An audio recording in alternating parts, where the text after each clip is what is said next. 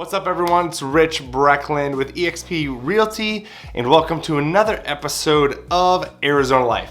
Today's video, I'm gonna go over my top 10 favorite things to do right here in Phoenix, Arizona. Now these aren't some things where I went online, Googled top 10 things to do in Phoenix, Arizona.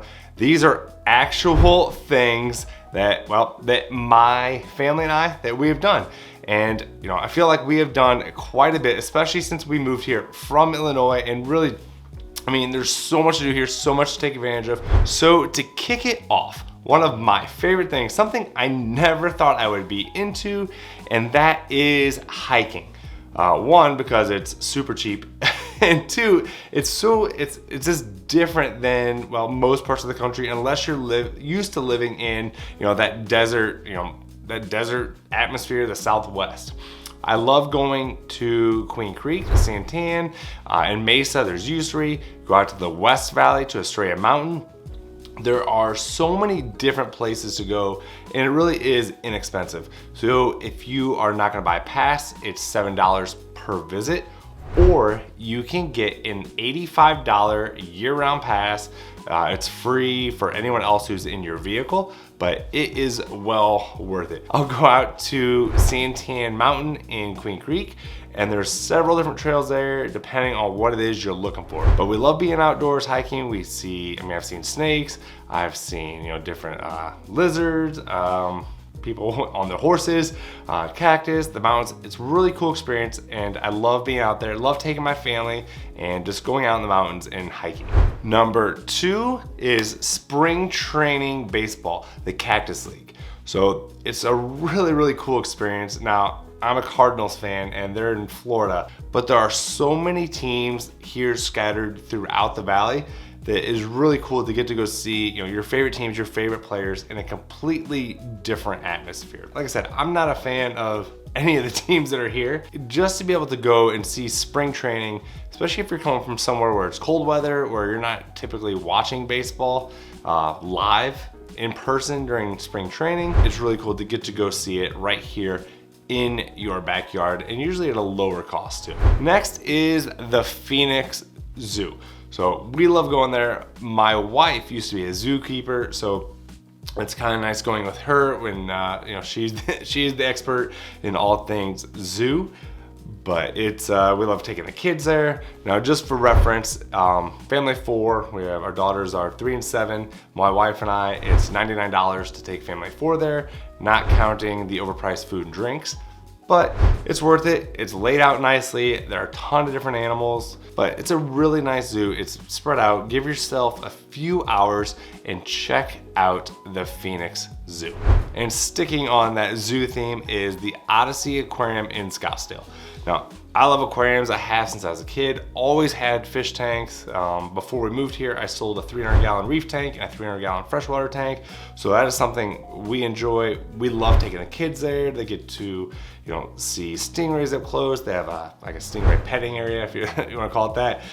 Penguins. There are so many different types of animals. The sharks are pretty cool. And then they have a spot where you can sit down, almost like a small auditorium, and it turns, you see different aquariums, and there's a voiceover that plays, educate you about whatever's in that tank, that holding facility. I will say it is worth getting the membership pass if you're going to go. I think it's over like twice. So if you're gonna go more than 2 times in a year, get the membership pass. It's worth it. Really neat, really cool. We love going there. Kids love it. So ODYSEA Aquarium, definitely check it out. Next up is the Riparian Preserve in Gilbert. So when we first moved here, we checked that place out. Kind of just stumbled upon it, but it is, it's a water resource area. So it's where they collect water and it's held, and you can learn about all the, it's kind of really water resource.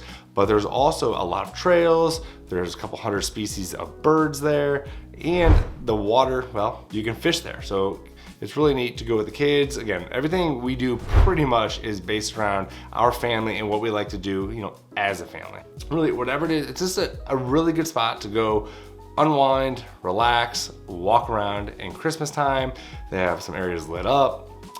Best of all, it is free to go throughout the year. So you don't have to pay, you don't have to be a member. Just park your car, go walk around, spend as long or as little as you'd like there, and get out and get some exercise. Next up is probably my favorite. Probably it's a little less for the family, and that is the off-road trails. If you own your own vehicle, perfect, but there's a lot of places you can rent side-by-sides, and you can even get a trailer if you want to pull yourself, or if you have, you know, an off-road, you know, SUV, truck, whatever, depending on what type of trail you want to go on. But there are a lot of different places, especially public places.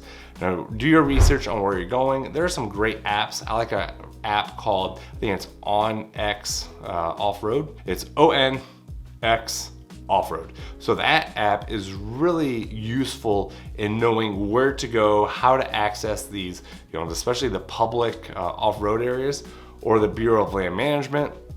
And it also tells the difficulty of the terrain.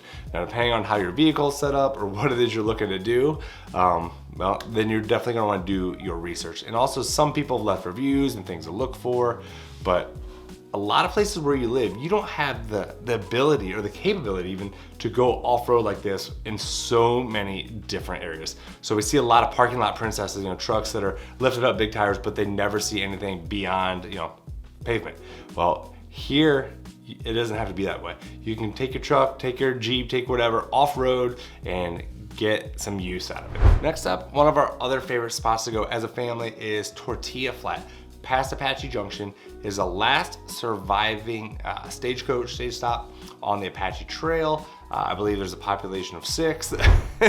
I mean, it's kind of a touristy tourist stop. We like going there. Again, the kids love it.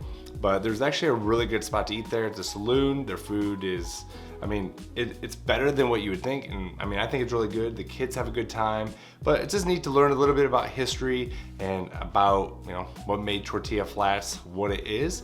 And then if you keep driving for 9 miles, you can go up, wind through the mountain a little bit before the road is stopped. But there's some beautiful spots to look out and, you know, again, just to appreciate all there is right here in Arizona. Now, one time we were driving, we saw a big ram up on the rocks, you know, staring down at us. So that was really cool. But Tortilla Flats is worth the drive, but definitely pay attention when you're driving there because those roads get a little windy and it'd be a little unforgiving if you happen to go off the edge. It is something I never thought I would do on purpose, and that is a scorpion hunt. So we went to the Lost Dutchman State Park, and this is all put on by the rangers. So there's a guide there, so it's not just us and the kids just not knowing what we're doing, but they take us on a scorpion hunt. So there's a little bit of education about them, and then when it's dark out, we have black lights, these long metal tongs, and then something to collect them in, usually like some sort of glass container, plastic container, and collect scorpions. But yeah, it's just really neat to see them, especially under the black light, how they really do glow, and they are extremely fast. But we caught all 4 species, which are located here. You know, the good thing to know, you know, I know people are worried about scorpions and, you know, the sting, but I don't know if there's been a reported death in Arizona, at least in the last 20, 30 years. So I know people I'm making up words now, have gotten stung before, but chances are you are not gonna die, but you will be in some pain. But that's why it is important to spray and treat your home and, you know, do some scorpion prevention. But going to Lost Dutchman State Park and taking part of their scorpion hunt, it is worth it. The kids loved it. And I believe in 45 minutes, the group of us caught 236 scorpions. And next up is golf. I know how I said I've done all these things. Well, I'm not a golfer, but we do Top Golf. It's the same thing, except I don't have to carry clubs around and people bring me snacks. But if you are a golfer here, there are so many top courses. So many neighborhoods and communities and master planning communities and HOAs centered around golf courses like Seville and Gilbert, or you have, you know, championship golf courses in Scottsdale. So if you're into golf or think you might be into golf, then the Phoenix area is definitely for you. Now, this last one. So I kind of lied. I said in the beginning of the video, these are all things that I've done, my family has done. Well, I have not done this one and I probably never will, but I see a lot of other people doing it and it looks, I guess it looks fun for them, but that are hot air balloon rides.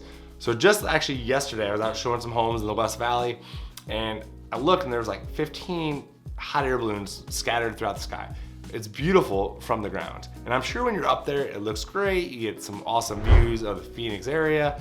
However, I do not want to be up in a basket, carried around by a balloon, but a lot of other people do, and it seems to go over really well.